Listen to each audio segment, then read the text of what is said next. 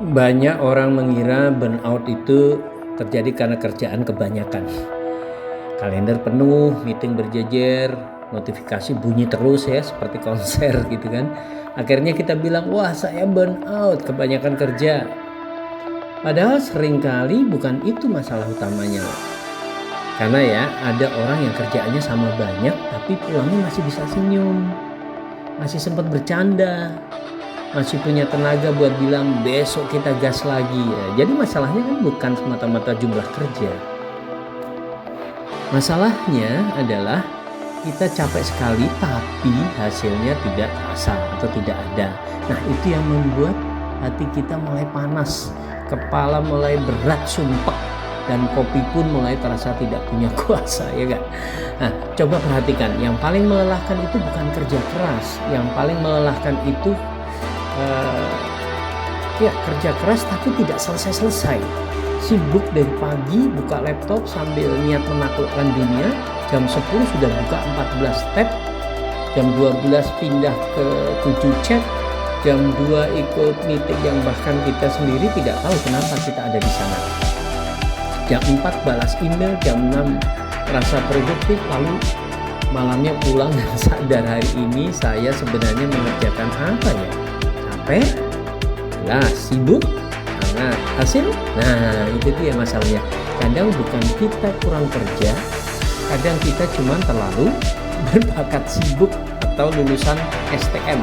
Sibuk tak menentu. Nah, burnout itu sering lahir bukan karena workload, tapi karena low performance. Ingat nih, bukan karena workload, tapi low performance. Dan performa rendah itu sering bukan karena kita bodoh, bukan karena kita malas, tapi karena fokus kita bocor kemana-mana. Sedikit-sedikit buka chat, sedikit-sedikit cek notifikasi. Baru mulai kerja ingat email, baru mulai email ingat laporan, baru buka laporan tiba-tiba scrolling. Otak kita bukan kerja, otak kita lagi jadi petugas ronda keliling terus, tapi tidak menangkap siapa-siapa. Nah, energi habis bukan karena kita mengangkat beban terlalu berat, tapi karena apa? Karena kita mengangkat terlalu banyak hal yang tidak selesai. Dan disitulah frustasi mulai muncul. Kita mulai ngomong ke diri sendiri, saya ini sibuk banget, tapi kenapa hasil saya kecil? Ini titik paling berbahaya, karena saat usaha besar tidak berubah jadi hasil, orang mulai kehilangan rasa puas. Saat rasa puas hilang, motivasi turun.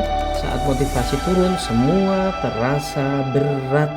Nah, meeting terasa lebih panjang, Senin terasa lebih kejam, bahkan notifikasi email bunyinya sudah seperti ancaman. Inilah awal burnout. Bukan saat tubuh lelah, tapi saat hati mulai terasa, ngapain ya? Saya capek-capek kalau hasilnya begini. Jadi, solusi burnout bukan selalu libur panjang. Kadang yang kita butuhkan bukan healing ke pantai, tapi fokus ke prioritas. Karena jujur, ada orang liburan 3 hari, pulang-pulang tetap stres. Kenapa? Karena yang lelah bukan cuma badan, tapi sistem kerjanya berantakan. Burnout tidak selalu selesai dengan istirahat. Kadang burnout selesai saat kita berhenti mengerjakan semuanya, lalu mulai mengerjakan yang paling penting. Bukan tambah tenaga dulu, tapi kurangi kebocoran energi. Nah, fokus itu bukan soal mengerjakan lebih banyak. Fokus itu soal berhenti merasa semua hal sama pentingnya. Dan ini penting, tidak semua pesan harus dibalas sekarang. Tidak semua meeting harus dihadiri. Tidak semua masalah harus kita adopsi seperti anak sendiri. Kadang produktivitas naik bukan karena kita kerja lebih keras ya, tapi karena kita berhenti menyebar tenaga ke hal-hal yang tidak mengubah hasil.